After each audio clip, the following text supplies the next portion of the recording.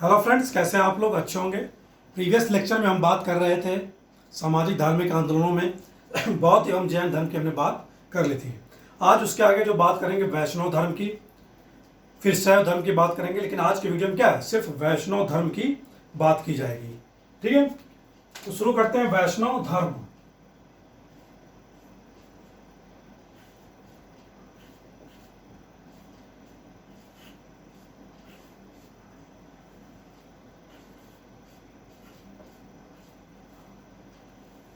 वैष्णव धर्म, वैष्णव धर्म यानी कि कृष्ण किस वंश से रिलेटेड थे? वृष्णि वंश से। तो उसी नाम पर क्या है, इस धर्म का नाम वैष्णव धर्म पड़ा है। ठीक है, और इस धर्म के प्रवर्तक जाहिर सी बात है भगवान श्री कृष्ण हैं, प्रवर्तक थे। ठीक है, इस धर्म को और भी अन्य नामों से जानते हैं, जैसे सात्वत धर्म, पांचरात्र धर्म और भागवत धर्म। ठीक है, सात्वत धर्म क्यों कहते हैं? क्योंकि कृष्ण के वंश का नाम था सात्वत वंश या वृष्णि वंश, इसलिए क्या है, इस धर्म को सात्वत धर्म के नाम से भी जाना जाता है। क्यों? क्योंकि कृष्ण क्या है, इस धर्म के प्रवर्तक हैं। पांचरात्र क्यों कहते हैं? यानी कि 5 रात्रि और 5 दिनों की बात होती है इस धर्म में। यह क्या संपादन किया जाता था या किया जाता है, आज भी बहुत जगह देखे होंगे कि क्या है, भागवत बैठाई जाती है। तो 5 रात तक चलने वाला यह यज्ञ संपादित होने वाला कार्यक्रम, इसलिए क्या इसको 5 रात्र कहते हैं। इसके 2 कॉन्सेप्ट हैं, 2 किंवदंतियां कह सकते हैं या कहानी कह सकते हैं, रिलेटेड है 5 रात्र से। कि ये ऐसा माना जाता है कि भगवान द्वारा क्या है, 5 ऋषियों को 5 दिन और 5 रात्र तक क्या है, ज्ञान दिया गया। सांडिल्य हुए, ऋषि भारद्वाज हुए, कौशिक हुए, औपगायन हुए, भौजायन हुए। ठीक है, इन 5 ऋषियों को ईश्वर द्वारा क्या है, 5 दिन और 5 रात्रि तक ज्ञान दिया गया था। ठीक है, शिक्षा दी गई थी, इसे 5 रात्र भी कहते हैं। दूसरा क्या कॉन्सेप्ट है 5 रात्र कहने का? दूसरा जो कॉन्सेप्ट है 5 रात्र धर्म कहने का, वो ये है कि इस धर्म में 5 वीरों, वृष्णि वीरों की पूजा की जाती है। वासुदेव स्वयं श्री कृष्ण, ठीक है, संकर्षण उनके पुत्र, सांब उनके पुत्र कृष्ण के, प्रद्युम्न उनके पुत्र, और अनिरुद्ध किसके पुत्र हैं, प्रद्युम्न के। तो इन 5 वृष्णि वीरों की पूजा की जाती है 5 रात्र और 5 दिन तक। ठीक है, इसलिए इसे 5 रात्र धर्म कहा जाता है। ये 2 कॉन्सेप्ट हैं। ओके, कुछ लोग का कॉन्सेप्ट ये भी था कि 5 दिन और 5 रात्र तक यज्ञ चलता था, जिसमें नर बलि दी जाती थी 5 दिनों तक। लेकिन इस कॉन्सेप्ट में क्या है, बाद में नर बलि प्रथा को हटा दिया गया, समाप्त कर दिया गया। ओके, तो 5 रात्र से संबंधित ये कॉन्सेप्ट है। भागवत धर्म भी कहते हैं। भागवत धर्म या उत्पत्ति क्या है, महाभारत काल से मानी जाती है। ओके, भागवत यानी भगवत शब्द से मिलकर बना है, उसी का रूप है। भगवत का अर्थ होता है पूज्य, यानी हम जिसकी पूजा कर रहे हैं, कृष्ण की पूजा कर रहे हैं, नारायण विष्णु की पूजा कर रहे हैं, तीनों एक ही हैं, तीनों का तादाद में स्थापित किया जाता है कि एक ही है। तो इनकी जो पूजा की जा रही है, यानी भगवत की जा रही है, वही क्या है, भागवत है, यानी यह भागवत धर्म है। ठीक है, इसलिए इसका नाम भागवत धर्म भी कहलाता है। इसके नाम हो गए 3, 4, 5, वैष्णव धर्म, भागवत धर्म, सात्वत धर्म, 5 रात्र धर्म और वृष्णि धर्म। ठीक है, ये तो बात हो गई, डिफिनीशन हो गई हमारी इस धर्म से रिलेटेड, वैष्णव धर्म से रिलेटेड। ठीक है, सात्वत धर्म से रिलेटेड। विकास की बात करें वैष्णव धर्म की, तो 6th BC के आसपास पाणिनि के काल में क्या है, इसका सबसे अधिक विकास हुआ।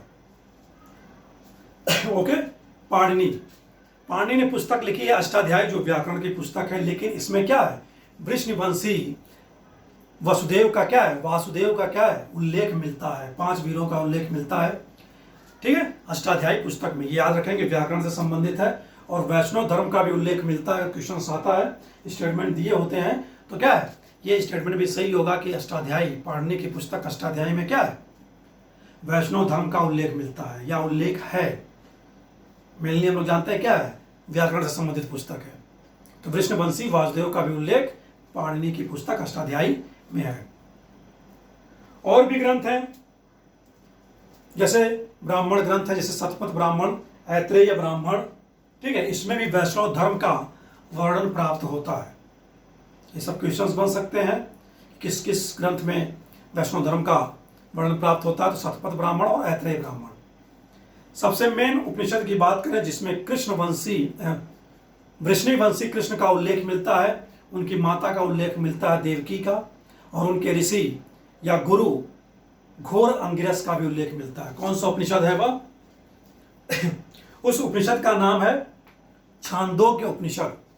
ओके, छांदोग्य उपनिषद की जो पुस्तक संख्या 3 है, ठीक है, छांदोग्य उपनिषद।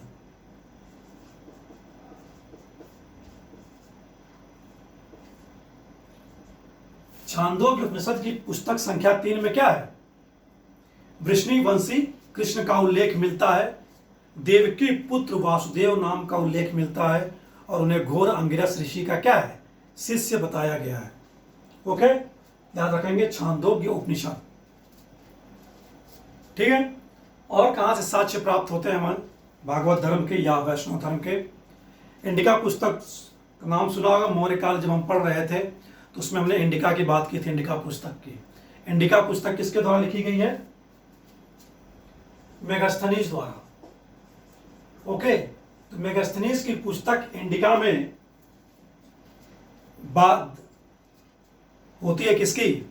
सौर सेनाई जात की, सौर सेनाई जाति।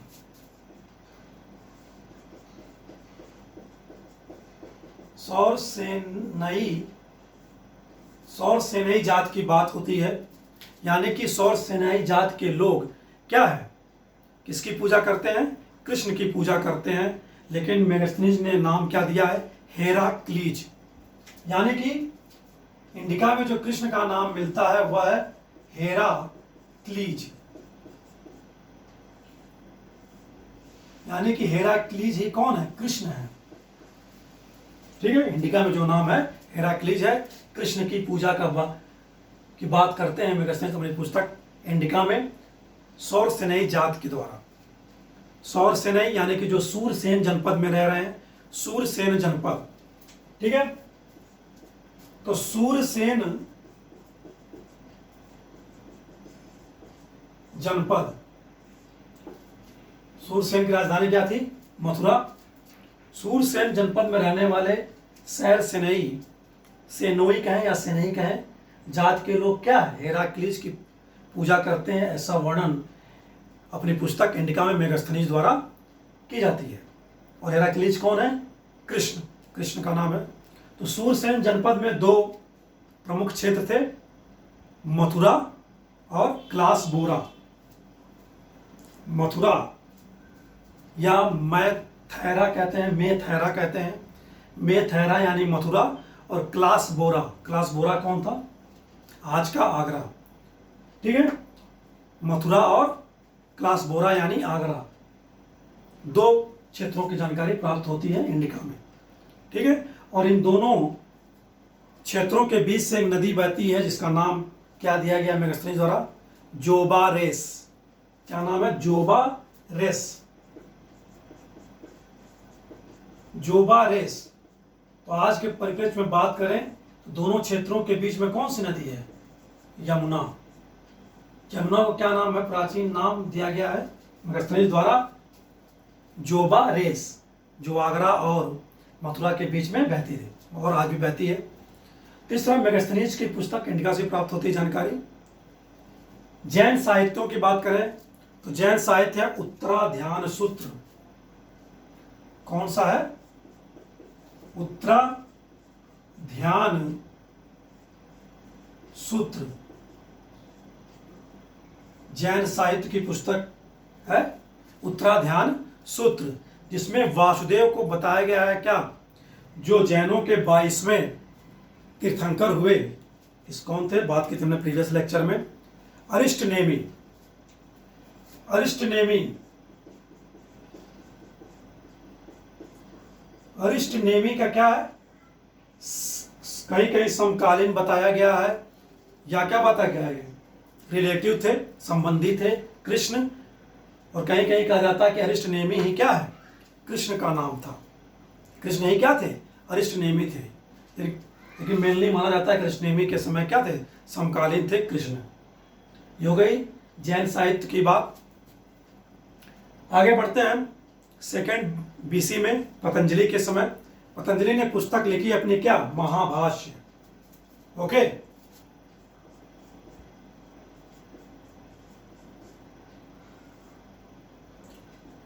पतंजलि की पुस्तक है महाभाष्य। तो इस पुस्तक में बात की है पतंजलि ने सात्वत जात के लोगों के, अभी हमने बात की सात्वत वंश था कृष्ण का, तो सात्वत जात के लोगों की बात की है अपनी पुस्तक महाभाष्य में पतंजलि ने। और इसमें बात की, उन्होंने वर्णन किया है वासुदेव का, जिसे उन्होंने क्या कहा है, परम पुरुष कहा है। ठीक है, वासुदेव की बात की है। जो सात्वत जात के लोग हैं वासुदेव की पूजा करते हैं और उन्हें परम पुरुष मानते हैं। ओके, इसी पुस्तक में पतंजलि ने क्या है, अभी हमने जो बात की पांचरात्र देवताओं की, वीरों की, वृष्णीय वीरों की, वासुदेव, कृष्ण, प्रद्युम्न, अनिरुद्ध और साम की भी जानकारी इसमें प्राप्त होती है। इसका अर्थ यह हुआ कि जो भी हमने बात कर रहे थे पाणिनि की, जो अष्टाध्यायी में वृष्णिवंशी लोगों के पांचों विरुद्ध बात की थी, वह सत्य प्रतीत होती है जब पतंजलि भी इसका वर्णन करते हैं, इन 5 वीरों का वर्णन करते हैं। ओके,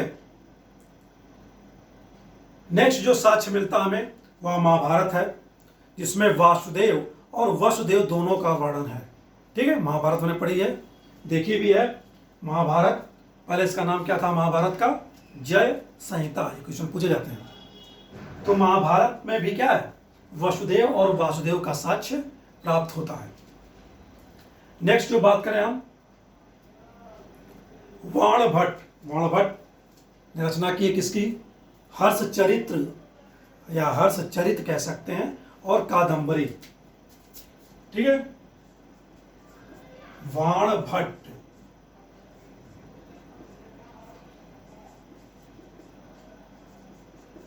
हर्ष चरित और कादंबरी।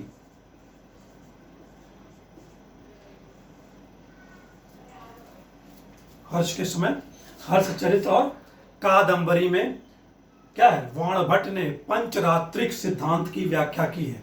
ठीक है, पंचरात्रिक सिद्धांत की व्याख्या की। जो भी हमने पंचरात्र की बात की, इस पुस्तक, इन दोनों पुस्तकों में पंचरात्रिक सिद्धांत का वर्णन वाणभट्ट द्वारा किया जाता है। ओके, वाणभट्ट हर्षचरित द्वारा, हर्षचरित और कादंबरी में। Okay, 1 minute.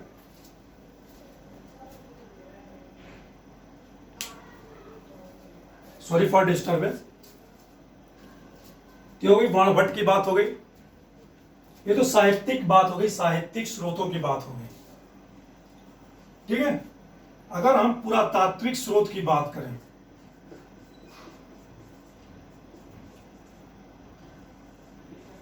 पुरातात्विक स्रोत में क्या आते हैं, अभिलेख आएंगे, ताम्रपत्र लेख आते हैं, मृदभांड आते हैं, सिक्के आते हैं। ठीक है, उनकी बात करें तो मेनली अभिलेखों से जानकारी प्राप्त होती है पुरातात्विक स्रोत में। सबसे पहले चलते हैं हम हड़प्पा सभ्यता में। हड़प्पा सभ्यता में एक मूर्ति प्राप्त हुई है। ठीक है, हड़प्पा में एक मूर्ति की प्राप्ति होती है, जिसका समीकरण किससे स्थापित किया गया है, वासुदेव से। ठीक है, वासुदेव यानी कृष्ण से, लेकिन यह प्रमाणिक नहीं है। ठीक है, हड़प्पा सभ्यता वाला जो मूर्ति प्राप्त हुई है, वासुदेव से समीकरण स्थापित किया जाता है, वह प्रमाणिक नहीं है। प्रमाणिक कौन है, हेलियोडोरस का नाम सुना होगा। ओके, बेस नगर स्तंभ लेख या गरुण स्तंभ, गरुण ध्वज, बेस नगर स्तंभ,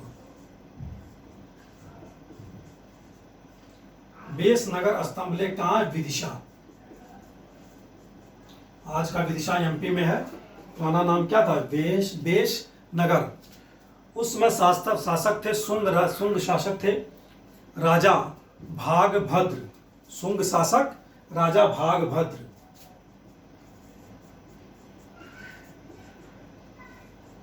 ठीक है, सुंग शासक राजा भागभद्र। इनके दरबार में इस समय विदिशा में कौन आता है? यवन राजदूत आता है। उसका नाम क्या था? हेलियोडोरस। यवन राजदूत कौन आता है? हेलियोडोरस।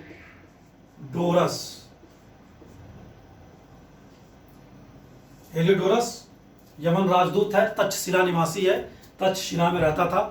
तक्षशिला आज कहाँ है? पाकिस्तान में। ठीक है, तो हेलियोडोरस तक्षशिला निवासी है, यमन राजदूत है। इसको भेजा जाता है सुंग राजा भागभद्र के पास दरबार में, विदिशा में जाता है। ठीक है, और वहां बेसनगर का स्तंभ लेख क्या है? स्थापित करता है, या गरुड़ ध्वज स्थापित करता है। ठीक है, गरुड़ ध्वज स्थापित करता है, और उसमें अपने आप को क्या कहता है? अपने आप को भागवत कहता है, यानी कि भगवत को मानने वाला, भागवत धर्म को मानने वाला भागवत कहता है। ठीक है, ये बात है 2 BC की। ओके, कृष्ण व विष्णु का समीकरण इस स्तंभ लेख में किया गया है। कृष्ण का विष्णु के साथ क्या है? समीकरण स्थापित किया गया बेसनगर स्तंभ लेख में। ये पहला ऐतिहासिक साक्ष्य है जो हिस्ट्री में क्या है? मान्य भी है। तो यमन राजदूत हेलियोडोरस कौन था? किसका राजदूत था? जो यमन राजा था, कौन था? एंटियोलकिड्स। एंटियोलकिड्स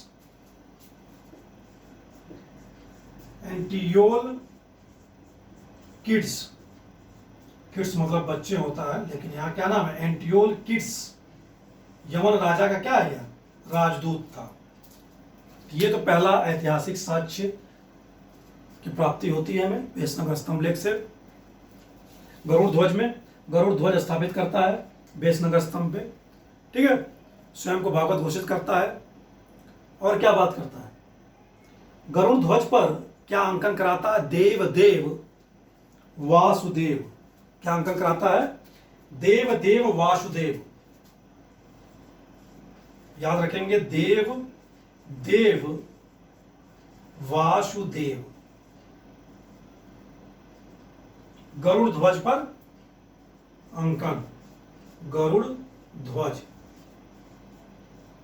ठीक है, देव वासुदेव अंकन कहां प्राप्त होता है? विदिशा में, जो हेलियोडोरस द्वारा गरुड़ ध्वज स्थापित किया गया था।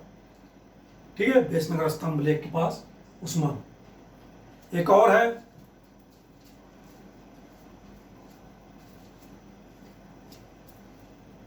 ठीक है, ओम नमो वासुदेवाय। ठीक है, उसकी बात करेंगे हम अभी आगे। तो ये तो बात हो गई बेसनगर स्तंभ लेख की। एक और अभिलेख है नाना घाट अभिलेख। ठीक है, पुरातात्विक स्रोतों में बात कर रहे हैं। नाना घाट अभिलेख। नाना घाट अभिलेख किसका है? नागनिका, स्त्री है, रानी है, रानी रागनिका। नागनिका किसकी रानी है? किस वंश की रानी है? नागनिका। नाना घाट अभिलेख स्थापित करवाया नागनिका ने। सातवाहन वंश के शासक हैं सातकर्णी, उनकी पत्नी है। ठीक है, सातवाहन शासक है सातकर्णी। सातकर्णी की पत्नी है। तो इस अभिलेख से कैसे जानकारी मिलती है? वैष्णव धर्म की, भागवत धर्म की, सात्वत धर्म या पांचात की।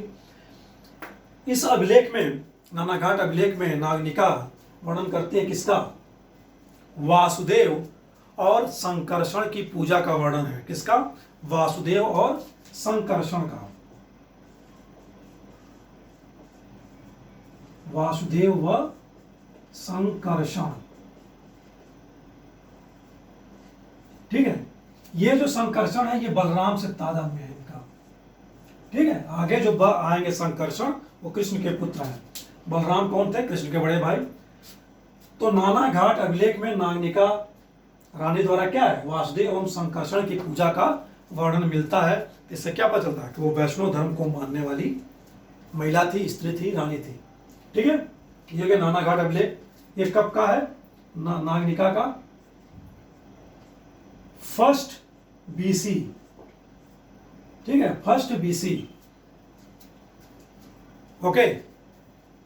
और प्रतात्विक स्रोत में क्या बात है की जाए? गंगाधर अभिलेख। कौन सा अभिलेख? गंगाधर, या धार कह सकते हैं, गंगाधर अभिलेख। यह किसके समय का है? यह है 1st AD का, कनिष्क के समय का। कनिष्क का काल है इस समय। ठीक है, 1st AD गंगाधर, कनिष्क का काल।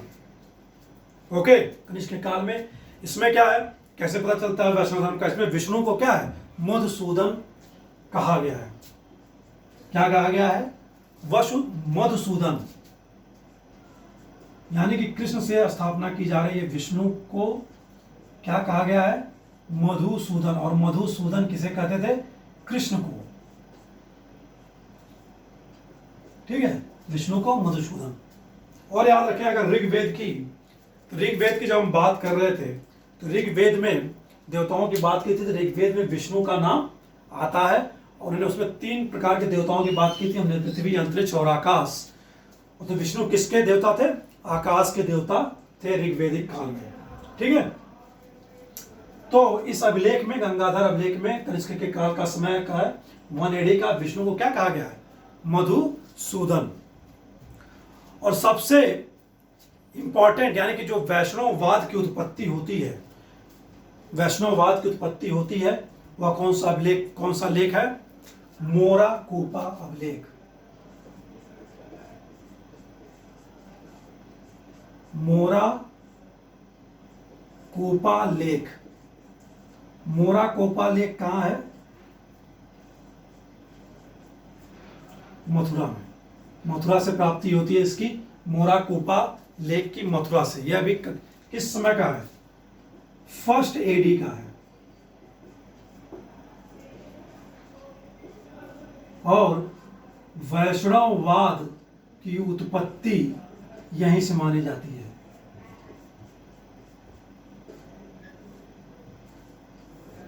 वैष्णववाद की उत्पत्ति कह लें या सिद्धांतों की बात कर लें, मानी जाती है। इसमें 5 वृष्णि वीरों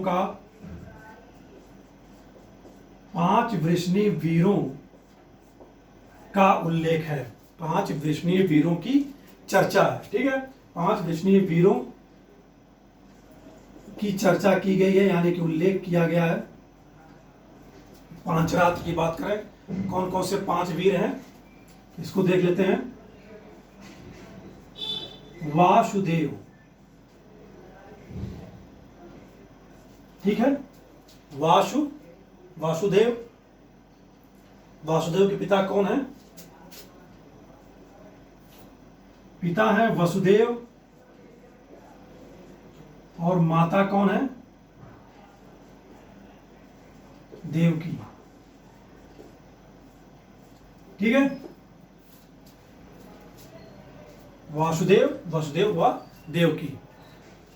वासुदेव यानी कृष्ण की 3 पत्नियां हैं, रुक्मणी, जाम्बवती और रोहिणी। ठीक है, तो वासुदेव के जो पुत्र हैं संकर्षण, और कौन है? सांब, प्रद्युम्न। ठीक है, तो 5 वीरों में या 5 वृष्णि वीरों में स्वयं वासुदेव कृष्ण हैं। उनके 3 पुत्र संकर्षण, शांब और प्रद्युम्न हैं। ठीक है, और प्रद्युम्न का पुत्र जो आएगा, 5वां वीर जो आएगा, वो कौन आएगा? अनिरुद्ध। ठीक है, अनिरुद्ध किसका पुत्र है? प्रद्युम्न का। तो संकर्षण किसका पुत्र है? वासुदेव का और रोहिणी का। ठीक है, संकर्षण किसका पुत्र है? वासुदेव का, और माता इसकी कौन है? रोहिणी। शांब किसका पुत्र है? वासुदेव यानी कृष्ण का और उनकी दूसरी पत्नी जाम्बवती का। प्रद्युम्न किसका पुत्र है? बच गए कौन? रुक्मणी। कृष्ण और रुक्मणी से उत्पन्न जो पुत्र है वह कौन है? प्रद्युम्न। ओके। और अनिरुद्ध किसका पुत्र है? प्रद्युम्न का, और इसकी माता है जानवी। कौन है माता? जानवी। ठीक है। तो इन 5 वृषणीय वीरों की चर्चा मोराकूपा लेख से क्या है?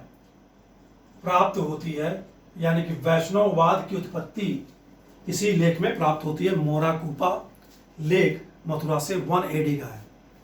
ठीक है।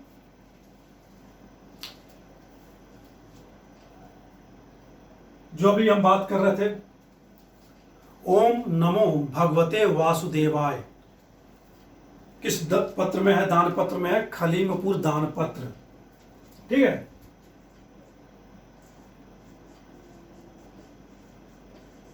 खलीमपुर दान पत्र। इसमें जो शब्द मिलता है ओम नमो, ठीक है, ओम नमो भगवते,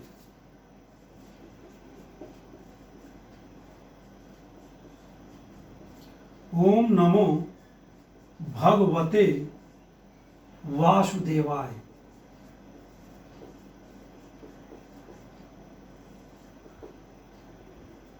याद रखेंगे, कुछ भी क्वेश्चन पूछे जाते हैं, ओम नमो भगवते वासुदेवाय किस दान पत्र में उल्लेख है? खलीमपुर दान पत्र। यह दान पत्र किसका है? पाल वंश के शासक 9th BC में कौन है? सॉरी 9th AD में पाल हैं। ठीक है, धर्मपाल। ठीक है, धर्मपाल। तो खलीमपुर दान पत्र धर्मपाल का है, 9th AD का है, 9th AD का है। और इसमें क्या है? ओम नमो भगवते वासुदेवाय का अंकन प्राप्त होता है। और क्या है? किससे जानकारी मिलती है?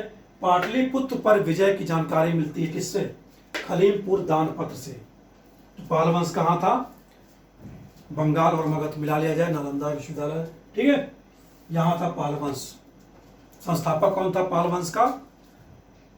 गोपाल। ये तो बात हो गई दानपुत्र खलीमपुर दान पत्र का। ठीक है। क्योंकि ये उत्तर भारत की बात कर रहे हैं हम, उत्तर भारत में फैला भागवत धर्म। ठीक है। दक्षिण भारत में भी क्या है? वैष्णव धर्म है। कहां? दक्षिण भारत में। दक्षिण भारत में 12 संत हैं जो भागवत धर्म को मानने वाले हैं या उसका प्रचार करते हैं। ठीक है। इनको क्या कहते हैं? संतों का नाम क्वेश्चन पूछा गया, अलवार। और साउथ में शैव धर्म को मानने वाले संतों को क्या कहते हैं? नयनार। नयनार याद रखेंगे, शिव के 3 नेत्र हैं, नयन यहां पर है, तो उससे याद रख लेंगे क्या? नयनार क्या है? शैव भक्त हैं। तलवार 12 संत हैं। ओके, 12 का नाम लिखने की आवश्यकता नहीं है, जानने की आवश्यकता नहीं है। लेकिन तिरुमल राई कुछ नाम याद रख लेते हैं, जैसे तिरुमल राई कौन है? अलवार संत हैं। ठीक है, तिरुमल राई कौन है? अलवार संत हैं।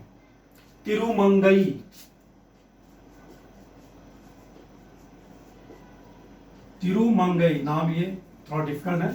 तिरुमंगई अलवार संत है। ठीक है। एक संत है आंडाल। आंडाल को कोदई भी कहते हैं, कोदई। ऐसा माना जाता है जो आंडाल अलवार संत हैं या कोदई हैं या क्या थे, एकमात्र महिला संत थी इन 12 अलवारों में। तो आंडाल और कोदई क्या है? एकमात्र महिला संत हैं। और भी है संत, केरल के राजा कुलशेखर हैं जो इन 12 अलवार संतों में आते हैं। तोंडार है, तोंडार। ठीक है। ये दक्षिण भारत के 12 अलवार संत की बात में से उनकी बात की हमने, मेन की। ठीक है। ये हो गया हमारा वैष्णव धर्म से रिलेटेड कुछ फैक्ट। अगर हम वैष्णव धर्म पढ़ तो रहे हैं, लेकिन उसका दर्शन क्या है इसकी बात करते हैं। वैष्णव धर्म का दर्शन क्या है? वैष्णव धर्म का जो सबसे मेन दर्शन है क्या है, वह है अवतारवाद।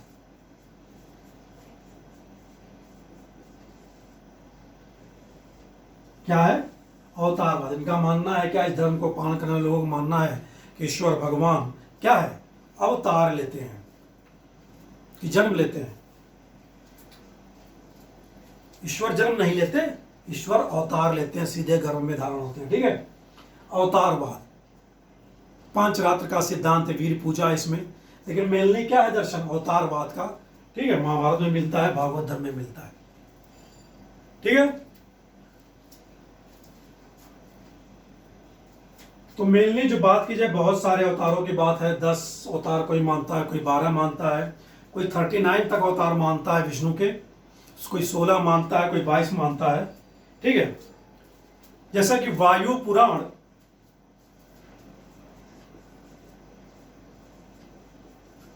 वायु पुराण में नारायण के कितने अवतार माने गए, विष्णु के 12। ठीक है, 12 अवतार माने गए हैं। ओके, अग्नि पुराण और मत्स्य पुराण में 10-10 माने गए हैं। अग्नि व मत्स्य पुराण में कितना माना गया है, 10 अवतार। ठीक है, विष्णु पुराण में 16 अवतार बताए जाते हैं, याद रखेंगे। विष्णु पुराण में 16 अवतार और भागवत पुराण में 22 अवतारों की बात की गई है। ठीक है, भागवत में 22, तो क्या 22 मैक्सिमम माना गया है।